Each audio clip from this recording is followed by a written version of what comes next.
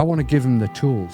And the greatest tool that I can do is to give them this revelation that I've had, is they're not meant to be a big brother in the house. They're meant to be a son sat with the father. And the father loves them. Welcome to the Everyday Faith Podcast, where we believe you can live out your faith every day by starting with belief, embracing your mission, committing to obedience, and pursuing community.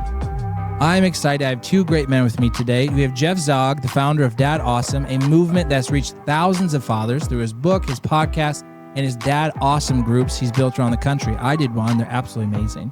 We have Ben Cooley in studio with us today. Ben is just a fun guy to be around. Also a co-founder of an anti-slavery organization fighting on behalf of the trafficked and forgotten. And he's a father to a blended family of 10 kids. That's absolutely awesome.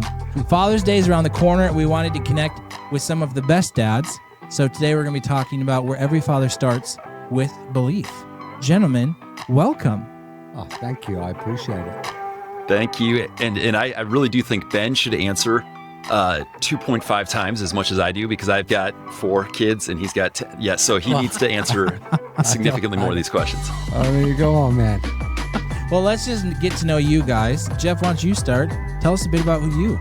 Yeah, I'm a dad of 4 daughters. So the current chapter is 12 is our oldest, 5 is our youngest daughter. So life is good. Last week we had dance, theater, performance week, which was crazy. My wife and I look at each other and we're like, we're not doing this again, because it's like rehearsal, yeah. Like 2 hours of makeup, hair. It's crazy, but we're having a lot of fun. We live near the beach in Northeast Florida, and our girls, they love to surf, love to build tree houses, love to take on Spartan obstacle course races, which kind of like between the dance and theater, it's a fun mix. It's a fun mix. So that's us. That's amazing. And I will say, I hear that only top athletes have all daughters. Oh. So it makes sense. I also have 3 daughters in a row. Did have a boy. So apparently my athleticism has dropped. That's amazing. Ben, tell us about you. So we have 10 kids blended, me and my wife. Bless you. You might need a commercial break if I just give their ages. So like in the middle, if you just want to do your announcement about sponsor, just let us know. Yeah, we'll need a sponsor someday. I have 21, 20, 19, 18, 13, 13, 10, 9, 2, and 1. Okay. The fact that you knew that is impressive. I wasn't going to call you out and ask you, because I was like, I don't know if he knows this. I don't know their names, but I know their ages. You know, I just go 20. I just go, number 9, come here. I need number 2. Get all the odds, people. Come here. So good. You know what I mean? Oh, that's what you should do with father, right? Yeah, that's right. Yeah. Just don't know their names. Top tip number 1, just give them a number. Way to strip them of their identity. This is why we brought Jeff with us. Maybe we'll both learn. Is that not awesome, Dad? I think it lands somewhere on the awesome spectrum. Yeah. 10 kids. That's amazing. Yeah, wow. It's great. It's beautiful. It's a lot.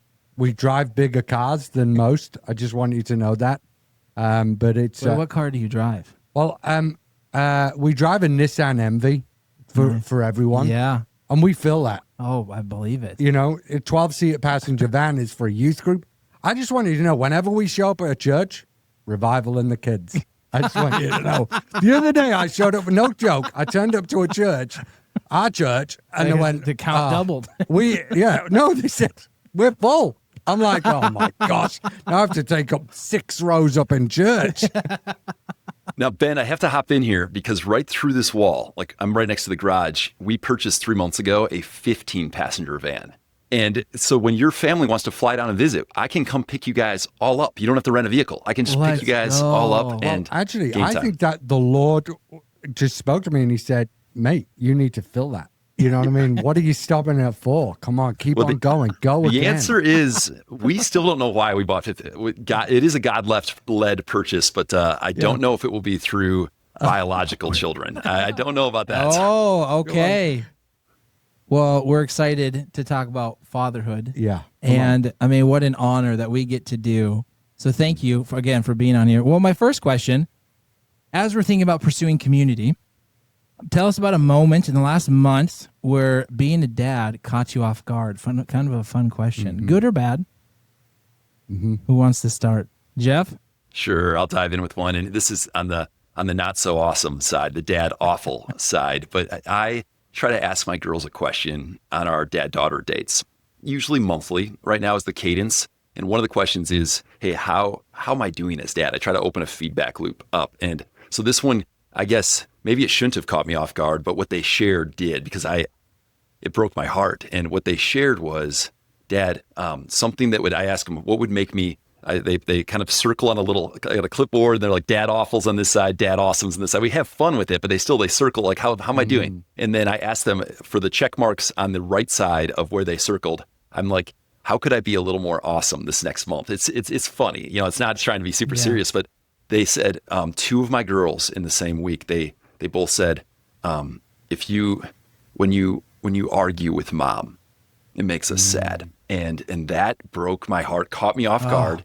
It was a calibration moment where Michelle and we prayed into how do we, we don't want to hide that there's tension moments, but it was a catch me off guard moment with my girls. And that was about 6 weeks ago. There is a turning of hearts that has we've pressed in that area. And I've circled back to that conversation with the girls and have not landed at being an awesome husband, but I'm in that direction. I'm moving in that direction with softness versus, man, when they shared it, there was no defensiveness in that moment. Sometimes I am a little defensive with what they share on the feedback loops, but in that moment there was sadness in their hearts for something I've done that they could have, I can approach that with a different heart, those conversations with my wife. So that was one for me. Oh, man. That's good. Isn't it funny in fatherhood? It's not like, well, I'm just doing dad awesome, right? So that's the one thing I have to do. Well, in order to do dad awesome, you have to be an awesome husband and an awesome provider, an awesome friend, and an community builder. Yeah. So, no, thank you for sharing that. Before Ben goes, I have one. Yeah, go on. We've been teaching our kids about lies that you believe. And so we had the conversation of hey, if there's ever a voice that tells you, do you think daddy loves you? They go, of course, daddy loves you. Do you think mommy loves you? Of course. So if there's ever something that tells you, well, daddy doesn't really like me, or mommy doesn't really like me, that's not daddy, is it? That's the enemy trying to attack you. So, you say this stuff I'm trying to teach them, okay, cool.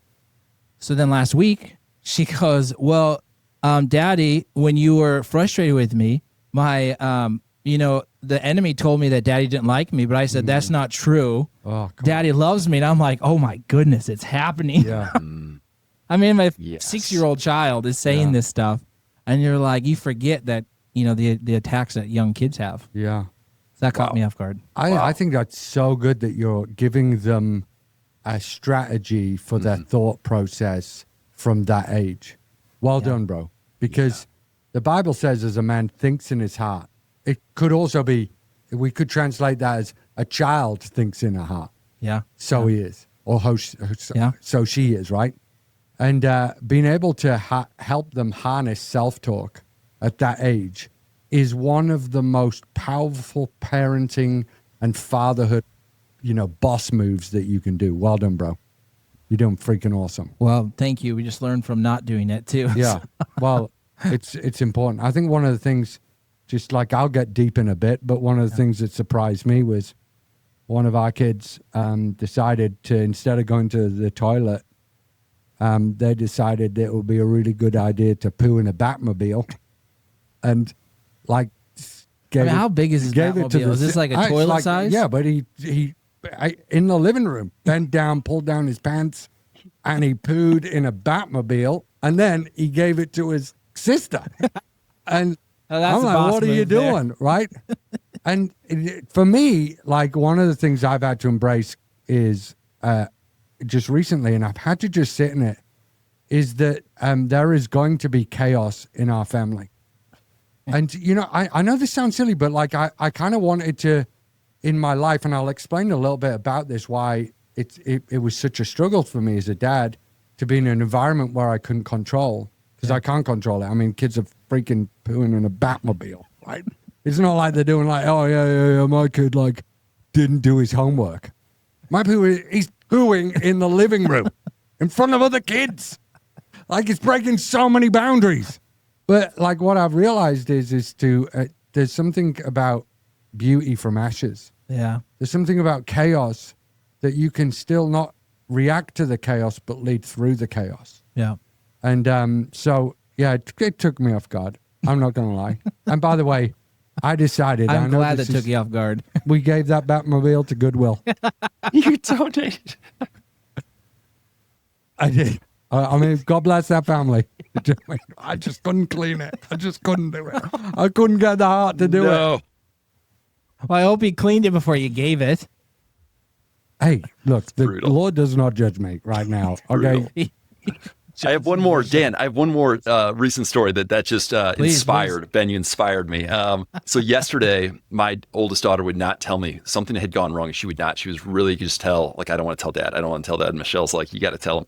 And she had been researching and learning and training in parkour. I'm probably even saying it wrong. Extreme running, right? Extreme running, parkour. Yeah. And she had decided to launch off this section of our living room wall, like really in the open spot where we host. Everyone would see it. And she stepped through the sheetrock. Like she pushed her foot through the sheetrock. And this is our first, like, it wasn't a kicking anger. It was a extreme running off the wall in our living room that will not be cheap or there'll be multiple days of trying to figure out how to match 35-year-old texture from a house.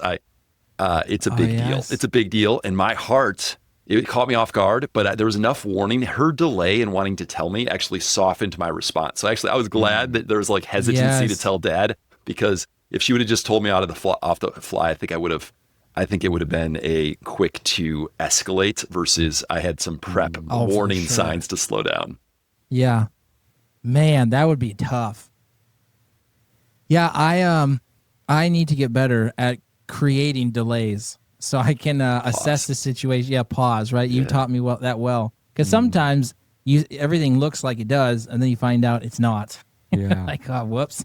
My bad. I escalated that a little too much. Well, here's what we want to talk about, since we're talking about asking our kids questions.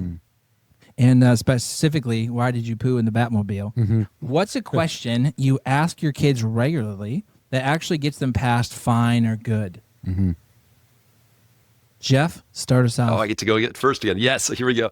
So it's not rocket science America at all. first, bro. I just want you to know, America first, guys. You know what I mean? Every time. You know Thanks, man. Thanks. Yeah. The question's a real simple one. What have you learned recently? What have you discovered? Like, what have you, and just trying to get those ideas bubbling up of like, I learned something either through stepping through sheetrock or through research of this new topic or an experience, a failure. Like these are learnings are so valuable and having the posture of a learner. So we just love celebrating. What have you learned? What have you discovered? It's good or bad. Like, what have you discovered? Because it's always like the heart of we celebrate learning. Yeah. That's amazing. Even like, what have you failed at, and having fun with that. Yeah. That's a great idea. I learned yesterday, I asked my daughter to hand me a 2x2 working on a little tree fort, and she hands me this 8-foot long 2x2. And I grabbed it, and the weight of it shot up this way, and I snapped her right in the nose, my 7-year-old, right in the nose with an 8-foot 2x2. So what did I learn? I learned that there's counterbalance, and when a 7-year-old hands you a 2x2, grab it with 2 hands instead of 1. Oh yeah. Yep. That'll preach. Ouch. That'll preach. Mine is what questions do you have? Because I learned this in leading a larger organization.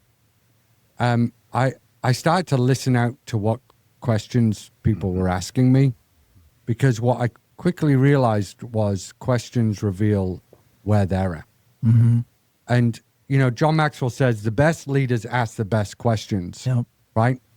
And be a great question asker. And so what I tend to do with the kids is I want to listen to their questions because it reveals where they're at, but it also gives me ability to speak into that issue, right? So it's like, what questions do you have from school today?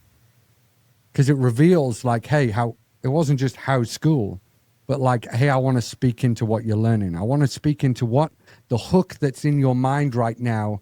And it gives me the ability to raise that thinking, right? Yeah. Because one of the thoughts that like I've realized is that I've spent time with leaders. I've spent time with world leaders. I've spent time with our Father. And I have this ability to change the thought process of a child to think higher than, say, their thoughts naturally go to. Yeah. And so I ask them to tell them what their questions are for the day. Have you got any questions? You want to ask me anything? Well, I like the difference, too, of assuming the sale and what are your questions instead of, are there any questions you have? Yeah. Right? Like, no, I'm assuming you have questions. What are they? Yeah, what are they? Yeah. That's really smart. Like church, when you get out of church, how was church? It was good. Totally. Right. Dang. What questions do you have after church, right? Yeah. Well, why did David do this? Well, that's a good question, bro. I mean, you're really your dad is such a great thought process of why you're so smart, bro. Because even if you don't know the answer, you can start validating and speaking into him. You're so brave to think like that. You're like, could I do this? Yeah, you could do, bro. Kick in and who in the Batmobile? Don't do that. That's a bad idea, actually. It wasn't my idea. That's the callback. We're going to do that callback to the Batmobile on every question. I think we need to. The curiosity, though, that when you're inspired, you're drawing out questions, like you're celebrating curiosity, Ben. And I want to do that. I want to do that more. And curiosity and wonder. Jeff loves the word wonder, and I have come to enjoy it almost as much as him. Yeah. How can you create more wonder in the kids' lives? Mm-hmm. Well, here's a question for you, Ben. We'll let you go first this time. Okay, thank you. Now that you are American. Okay, God bless America. What's one habit or rhythm in your home that exists because you're trying to follow Jesus? Yeah, so I'm going to get deep with this one because obviously we're a blended family, right? And that comes with a lot of complexities, right? And, you know, in America, I just want you to know that's far more celebrated than it is around the world, right? So in my mindset, when people say blended, you know, I get like, oh, good on you guys. That's awesome. That's so good. I want to tell you about my self-talk, if I can. Yeah. Because I want to be really vulnerable. When someone says blended family, I think I failed. Like, because it wasn't through bereavement, it was through divorce. Yeah. And the thing that I have to harness that, I have to disciple that, and I have to get into the right rhythms of grace because that's not my children's fault, nor is it my wife's fault.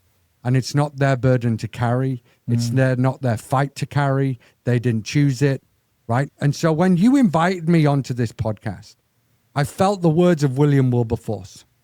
I feel the importance of this subject, but feel unequal to the task allotted to me.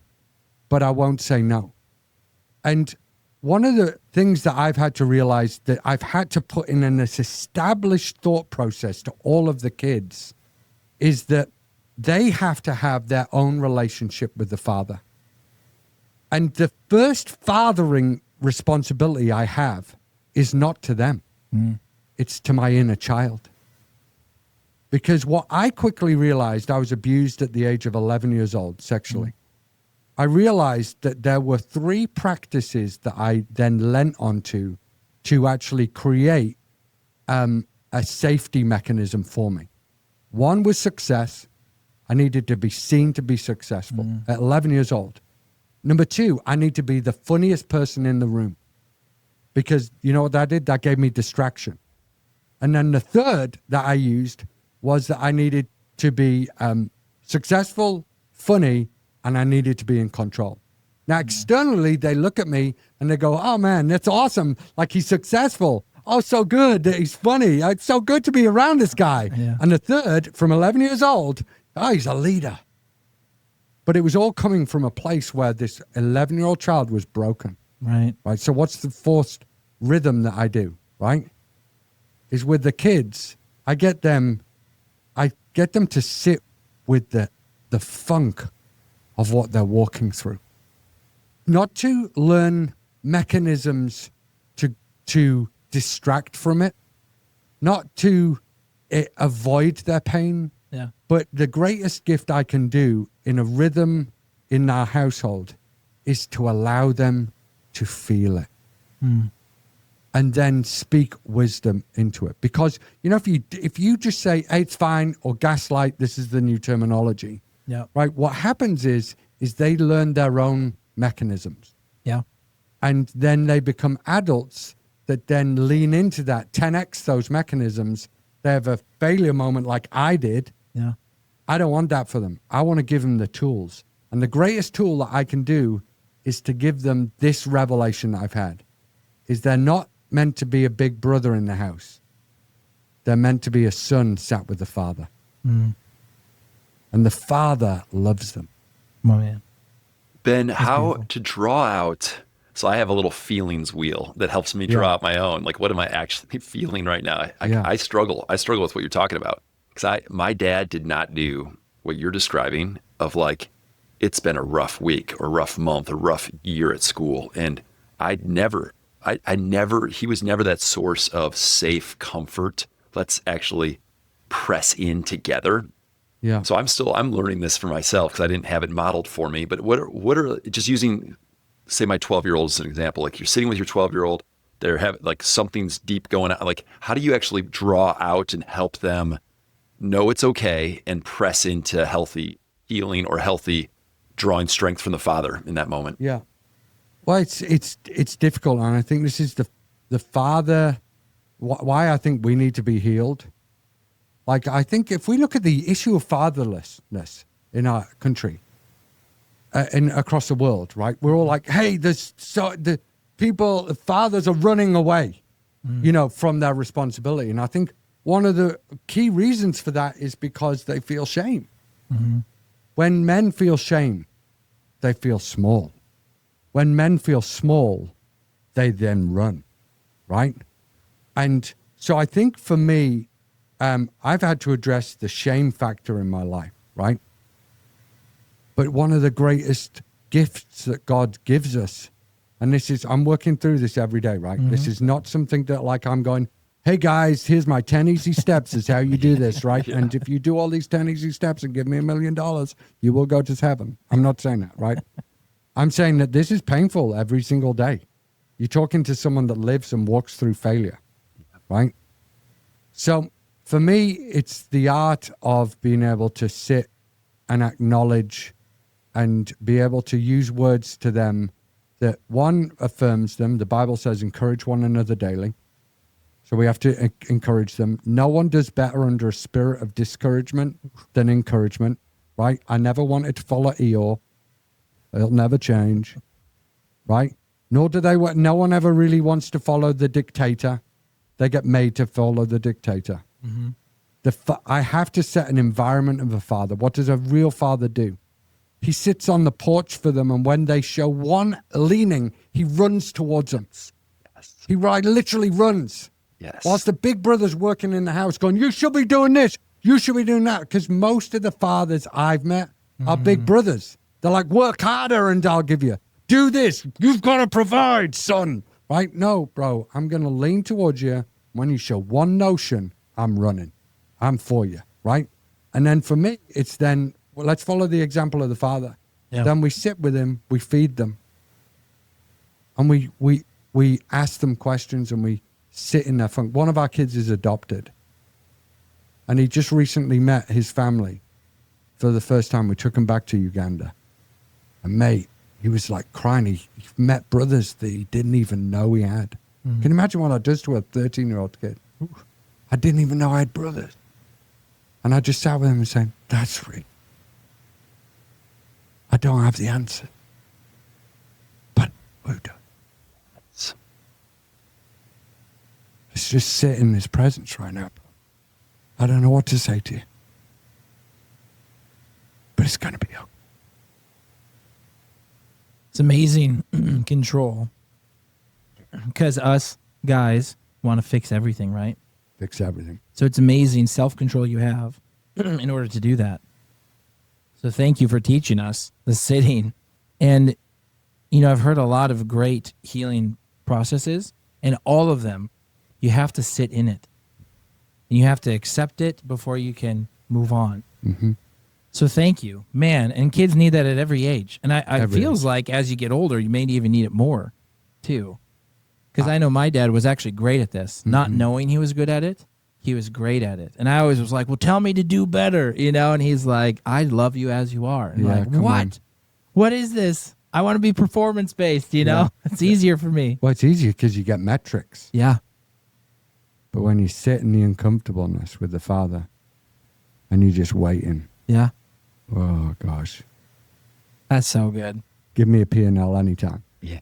Ben, I'm sitting here like my heart is aching for what you just shared of the simple framework. I've hit the, like I've experienced this conversation from so many angles, but never the clarity of I'm fathering like a big brother. I'm fathering like the older brother versus fathering like the father at the front porch, ready to run and celebrate and hug and draw out. And the big brother, you should do this, you should have done this. Like, man, like, thank you. And I guess like this question for me, like actually stirs up, I think in most dads, the question of you love Jesus. Show me your bank statement and your calendar that proves it. Like that, I mean, that's what the question basically is, right, Dan? You're saying, what are the rhythms in your family that reinforce your passion, love, surrender to Jesus? And first thing when you ask this question, my heart actually was sad because there's rhythms that we've pressed into this year, like Sabbath, that we've really been like, man, last year was a 70% or 60% of Sabbath. And not that we're grading, but like we want to honor God with the Sabbath. And we have the last couple months, it's been a flat out miss of like honoring God with Sabbath. So my first response of what's the rhythm is like it brings sadness that it hasn't been a rhythm. There are many other areas that I'm like, I celebrate, but that's one that we've missed that I want to press into, and saying publicly sometimes helps. So, but the one that we do, isn't it hard, as a dad, like that's what gets our attention is what we're not doing well. Yeah. So this for me is just a good learning in general of, I know how incredible you are at the most incredible family habits and systems. And yet 30% of the time in an entire year, right, you're not doing it perfectly, and that's what gets our attention too. Yeah, we focus on it. Right, so I just want to encourage you of like, are you perfect? No. And that's the reason we need Jesus too, come on. Right? Amen. So thank you for sharing that. Thank you for your, because I know how incredible you are at this. And I'm like, if he feels it, I can't imagine what most fathers, including myself, feel. And also celebrate the win. When Jesus created the earth, right, it took him 6 days to make it. And after every day, he said, what did he say? It was good. It is good. Yeah. He's only 16% done with his project. Yeah. He said so he just got the materials. Yeah, he didn't even build nothing. That's right. It is good. Yeah. So thank you for sharing that. I just want you to know it's amazing what you're doing. And I want to encourage you to focus on the good, because it is good. But thank you for being vulnerable. Yeah, for sure. And one that we do celebrate that we're grateful for is our girls know the reason we share our home often, that people are in our home almost daily, it feels like. But I mean, multiple times a week for sure. Like we're hosting, we're sharing what God has given us. We're sharing meals together with friends, and that we're hosting worship nights. Like that is an expression of God's heart for people and generosity and gathering and relationships and friendships. And so that is one that like the girls will say like, that's felt and from our Heavenly Father says like welcome and gather often and celebrate. So. And it's one of our pillars that we want to encourage people most with. Pursue community. Yeah. Right. It is something the world's losing with all social media. I mean, if you look at the data, it's depressing, but amazing to teach your family to pursue community. Yep. And I mean, how much greater is it to read a book, right? Which is important, but then also to get the author in the room and ask him some specific questions. Yeah. Well, as we wrap up part 1, I want to share something that I'd love for you guys to share. One thing you want everyone to know. What I'm being encouraged with in this is comparison really is the thief of joy. Yeah. Specifically in fatherhood. Jeff's life is incredible. Yeah. Absolutely awesome. And you know what? Mine looks different. And that's how it's designed to be. Right? So you're hearing all this great stuff. You're hearing what's happening. And these are some helpful tactical things. But also seek God. Yeah. Get to know his word and him and what he's called you to do as a father and how you can do it for your family, because your family is different than other families you see online, right? So just encourage you, comparison's the thief of joy, and seek God to know who the kind of father you should be. Ben, what would you like to share? I would just like to say, hey, failure isn't final. And I want to speak over, if some of you right now are thinking, oh man, I'm not providing enough, I'm not doing enough, I'm too harsh in my marriage, I can't, it's never too late. Come on. It's never too late. Like, it's not done, right?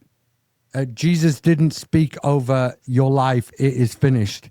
He spoke over the curse that stopped you, that could hold you back, the grave that contained you. God spoke over that, it is finished. But he said over your life, go again. Let's go. Let's do it. You were born to do great things. You as a dad have the ability to steward what the Bible calls arrows. What I would call are a message to the future, because children are a message to the future.